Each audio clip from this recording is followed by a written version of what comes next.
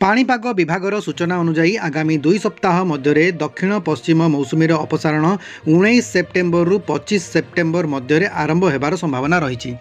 26 September रु 2 October मध्य एक लघुचाप क्षेत्र देशर उत्तर पश्चिम अंचल सृष्टि होबार संभावना रही।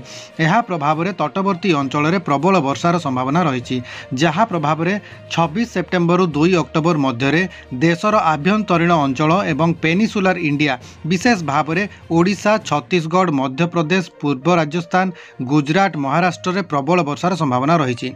वर्तमान समय रे उत्तर अंडमान सागर एवं ताकू लगी म्यांमार तटरे एक चक्रवात सृष्टि होईची, जहाँकि धीरे धीरे उत्तर पश्चिम दिगरे गति करी 21 सेप्टेम्बर सुधा उत्तर बंगोपसागर रे पहुँचबार संभावना रही।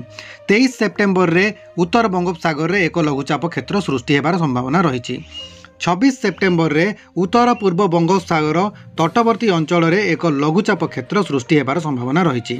27 सेप्टेम्बर रे ताहा अवपातर रूप नेबार संभावना रही। यह उत्तर पश्चिम दिगरे गति करी सही दिन ओडिशा तट को अतिक्रम करी 2 दिन मध्य आभ्यंतरीण भारत में प्रवेश करिबो। दक्षिण चीन सागर रे आउ एक चक्रवात 30 सेप्टेम्बर रे सृष्टि होबार संभावना रही, जहाँकि उत्तर बंगोपसागर को लगी रही।